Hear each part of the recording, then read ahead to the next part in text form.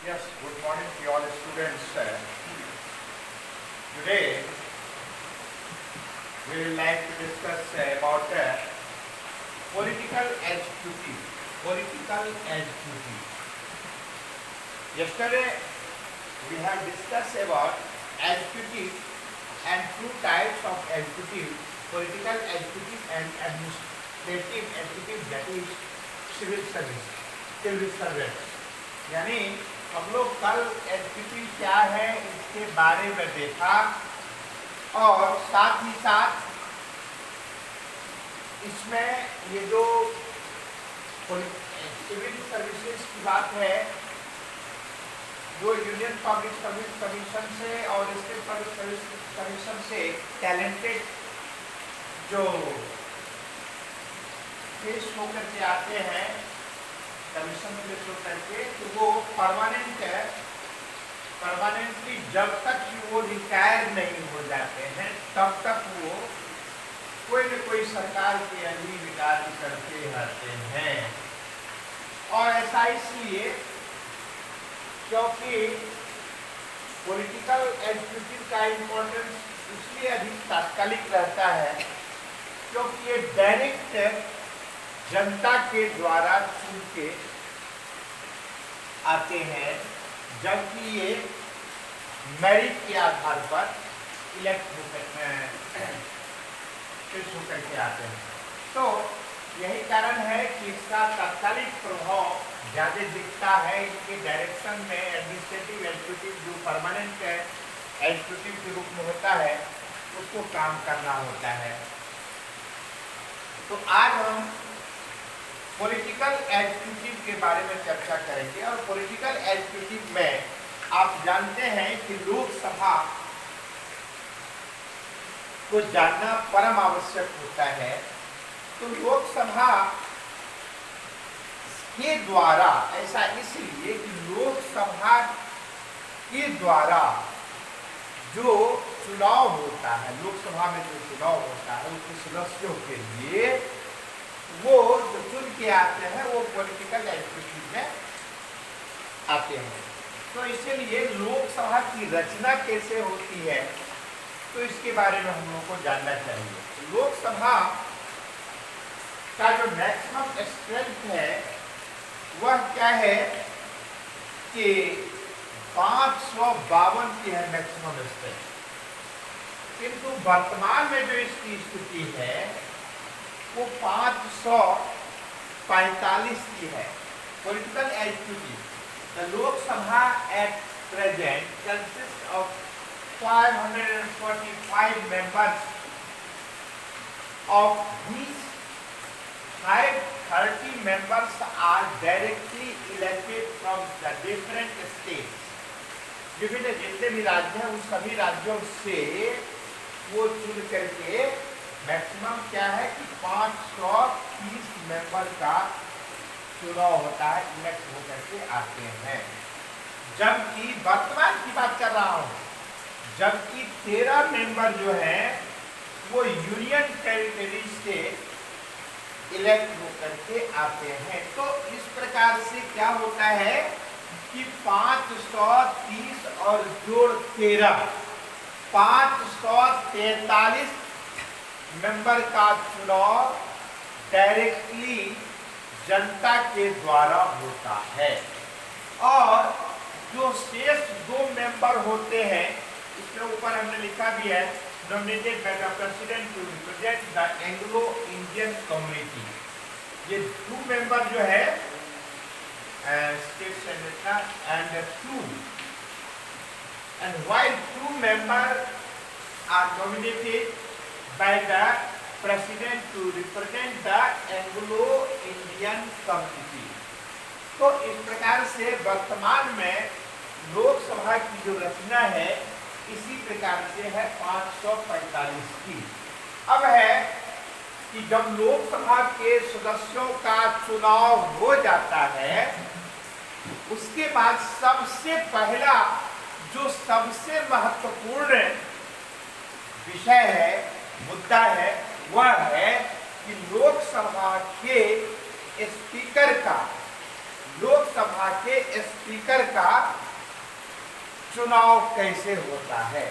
तो जितने भी सदस्य चुनकर आते हैं, चाहे वो पक्ष के हो चाहे वह विपक्ष के हो, चाहे वह मेजोरिटी पार्टी को हो चाहे वह मिनोरिटी पार्टी को हो, यानी जितने भी इंडिपेंडेंट हो, डिफरेंट पार्टी को हो, सब मिल करके लोकसभा के स्पीकर का चुनाव करते हैं।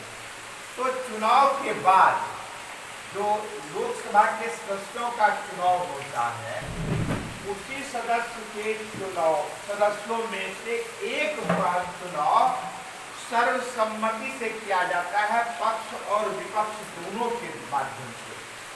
और ये जाहिर सी बात है कि जो मेजोरिटी में पार्टी अथवा पार्टियों का समूह होते हैं, उनके द्वारा जो प्रपोजल आता है, उनके द्वारा जो विचार आता है, अंततः उन्हीं को का चयन हो पाता है, क्योंकि वो भी बहुमत के आधार पर होता है। और हम जानते हैं कि जो मेजोरिटी वाली पार्टी होती है उसमें सदस्यों की संख्या अधिक होती है, जिसके कारण नेचुरली चुनाव जीत जाते हैं। स्पीकर में इनका बहुत प्रभाव रहता है स्पीकर के चुनाव में, कि जो मेजोरिटी पार्टी के होते हैं। अब जब स्पीकर का चुनाव, अभी जो 17वीं लोकसभा का चुनाव हुआ है, जो 23 मई को उसका रिजल्ट हुआ है, कल्पना नहीं करेंगे इतना अप्रत्याशित बीजेपी की जीत हुई थी, जिसमें 303 अकेले बीजेपी के द्वारा जीते गए थे। तो उसके मेजोरिटी के लिए 272-73 चाहिए था, इनको 330 ऑलरेडी हो चुका था और रैंक अलग था। तो इस प्रकार से लोकसभा में बीजेपी एवं गठबंधन की सरकार बनी। अब लोकसभा के अध्यक्ष, ये 17वें लोकसभा के अध्यक्ष, इसका जो कार्यकाल 2019 से 2024 तक का है, तो इसके जो स्पीकर बने हैं, ओम बिरला स्पीकर चुने गए हैं। ओम बिरला स्पीकर चुने गए हैं। 17वें लोकसभा के स्पीकर कौन है? ओम बिरला। तो अब है कि जो चुनाव होता है, उस चुनाव में डिफरेंट कैंडिडेट्स खड़ा होते हैं विभिन्न पार्टी के बैनर तले, किंतु सभी candidate all those candidates who are very curious to getting the seat, it is impossible to provide by the different prestigious political party. It is impossible to provide almost all candidates because the number of candidates are huge level, यानी बहुत व्यापक स्तर पर बहुत बड़ी संख्या में लोकसभा के चुनाव के लिए क्या होते हैं, तो स्टैंड होना चाहते हैं, किंतु जो उसमें सबसे लोकप्रिय होते हैं और उनके पीछे बहुत सारे कारण हैं, हम आगे भी बताएंगे कि कैसे कैंडिडेट का चयन किया जाता है, उनको सीट लड़ने के लिए दिया जाता है प्रेस्टीजियस पार्टी के द्वारा, रिकॉग्नाइज्ड पार्टी के द्वारा, नेशनल पार्टी के द्वारा। तो आगे हम चर्चा करेंगे, बड़ा उसमें भी वेग रहता है, किंतु जो मोस्ट पॉपुलर होते हैं उनको ही सीट दिया जाता है चुनाव लड़ने के लिए। पार्टी को यकीन हो जाए कि ये कैंडिडेट वास्तव में चुनाव जीतने के लायक है, ऐसे ही कैंडिडेट का चुनाव को सीट दिया जाता है लड़ने के लिए, कैंडिडेट बनाया जाता है। अब है कि चुनाव जो लड़ते हैं, तो आप लोग देखते होंगे कि जब इलेक्शन का समय आता है तो कैंडिडेट जब नॉमिनेशन देते हैं, तो नॉमिनेशन से लेकर के प्रचार प्रसार से लेकर के और चुनाव परिणाम आने तक एक एक कैंडिडेट करोड़ों रुपये खर्च करते हैं। किंतु इसका मतलब यह है कि जिनके पास ज्यादा से ज्यादा पैसा है, वो पैसा के बल पर अधिक प्रभाव में जनता को ला करके और वो चुनाव जीत सकता है, भले ही वो कैंडिडेट बेस्ट हो या नहीं हो। तो इसीलिए चुनाव आयोग के द्वारा निर्धारित कर दिया गया है कि मैक्सिमम आप जो खर्च करेंगे चुनाव प्रचार प्रसार में, उसके लिए एक मैक्सिमम सीमा है। ये है लोकसभा के सदस्यों के लिए 70 लाख मैक्सिमम है।